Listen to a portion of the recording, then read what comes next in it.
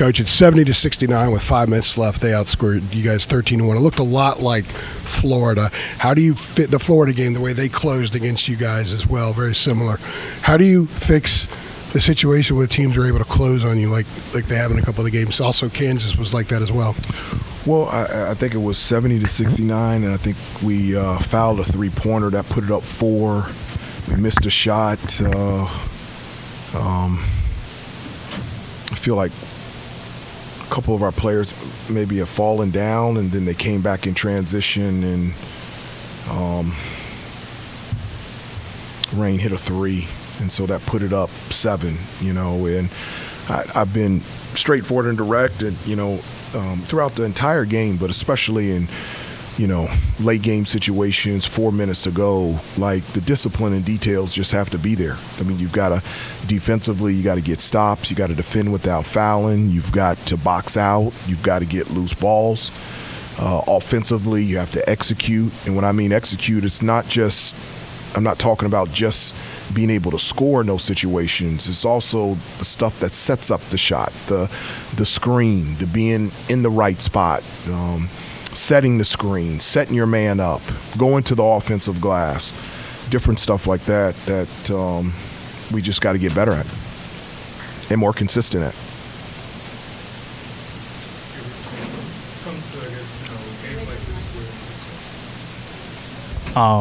Games like this where you guys, of course, overcome a double-figure deficit and, kind of get it down even close to, 1-point game tie, things like that. Do you feel that that kind of wears on a team over time, having to storm back and then when the game's close, having to, like you said, be disciplined like that down the stretch? I don't think this game was similar to other games earlier in the year. Again, just initially it didn't seem, in those other games we were down 16 or 18. I don't think we were that way in the second half at all. I felt like we were always 2 or 3 possessions away the entire game. It got away towards the end, but I felt like we were right there throughout the entire game. And again, we got it. I think we were tied. We missed a couple shots to take the lead. We were down by 1, missed a couple shots to take the lead, and so we had our chances.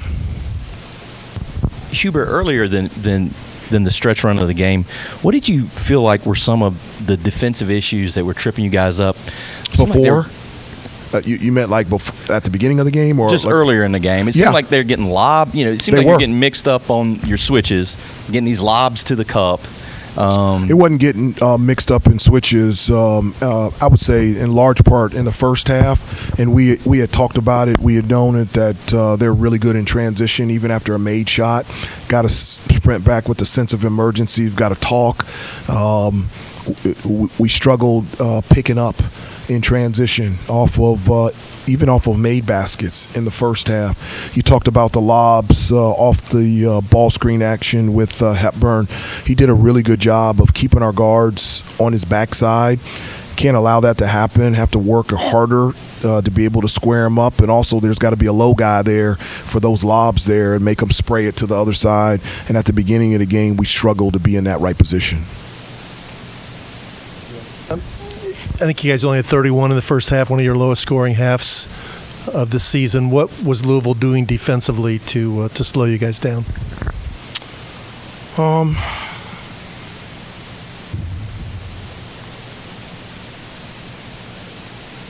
I don't know if they were doing anything defensively that was slowing us down. I mean, they were very physical.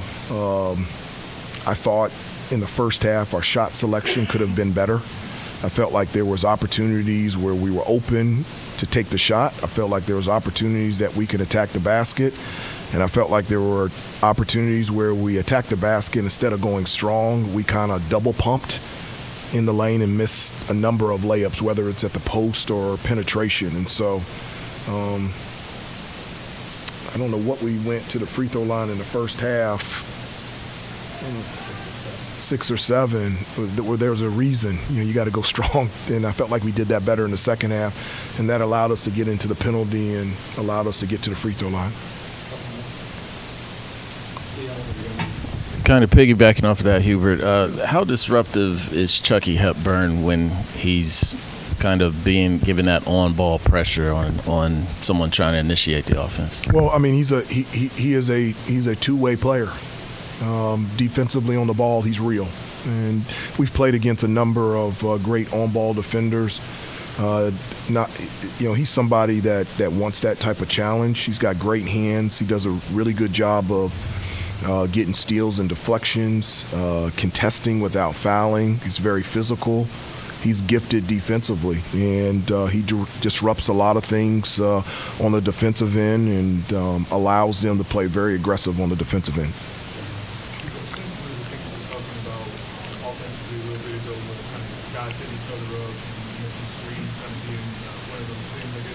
From an off-ball standpoint, what do you think can change, I guess, when it comes to the guys kind of setting those off-ball screens, getting each other looks and things like that, and just kind of how we can evaluate, I guess, the way in which you guys have been. Yeah, I mean, I'd like to watch the game over again to be able to really answer that question. I just, again, give credit to Louisville. They were very physical, and us coming off those screens and setting screens, and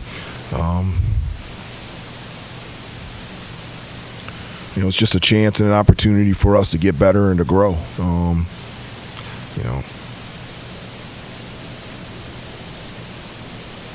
Let's recognize it. Let's admit it. Let's learn from it and grow from it and get ready to go on Saturday. Hubert, do you have any update on Seth Trimble? Was he closer to playing tonight? I don't have an update.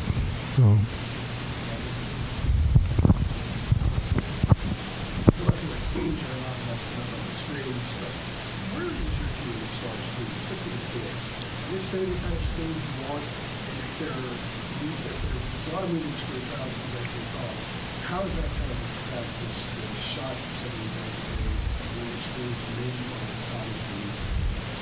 Well, I don't specifically want to speak in regards to any one of our players or a group of players. We just, it's not just screens. It's just, it's everything in terms of execution down the stretch. That we just got to get better at, and we have to continue to improve. And so one of the areas that we haven't been as consistent has been late in games, and that's something that's just going to have to change the remainder of the season. Thanks, Coach. Yep. Thanks, everyone. Yeah, friends, we'll go outside the locker room. I would